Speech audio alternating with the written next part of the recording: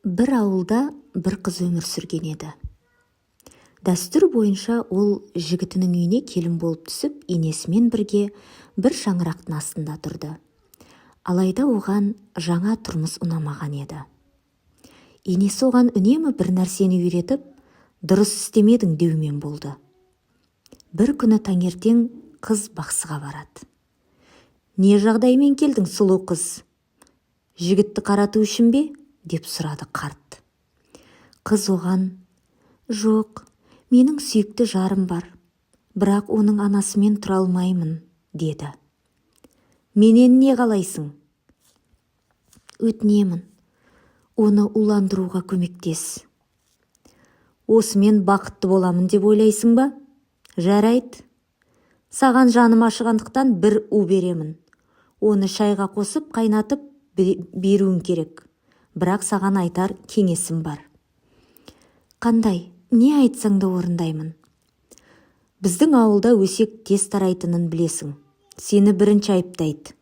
Сондықтан енеңе деген қарым-қатынасыңды өзгертуің керек. Жұмсақ бол. Сәлемің түзу болсын. Үнемі жымиып жүр. Азабың ұзаққа созылмайды». Жас келін қарттың сөзін тыңдап айтқанын жасайды. Таңертең ерте тұрып, нан пісіріп, тамақ дайындайды. Енесіне шай қайнатып, уын салады. Еркелетіп шайға шақырады. Асыл жары қуанып жүреді. Енесі келінін жақсы көре бастайды. Келіні де шын мәнінде енесін жақсы көріп кетеді. Бірден әлгі қарттың үйіне барып, былай деп жалынады: «Әкей, өтінемін, маған уға қарсы дәрі бер. Көп у қосып қойдым, өліп қалады-ау. Оған бауыр басып қалдым.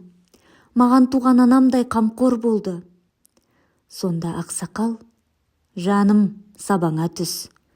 Мен саған у емес, жұпар иісті шөптер бердім. Сен оған улы емес, дәмді әрі пайдалы шай бердің. У сенің жүрегіңде болды, енді одан да арылдың», деген екен. Бұл өсиет әңгімені оқыған әр адам өзіне үлкен сабақ алады. Егер сол қарттың орнында жауыз адам болғанда, бір шаңырақтың бақыты шайқалатын еді. Дана адамның дұрыс шешімнің арқасында жас келін енесімен тіл табысып, екеуі бір үйдің адамына айналды. Сол себепті жағдай қаншалықты қиын болмасын, оның шешімі табылатынына сенімді болыңыз.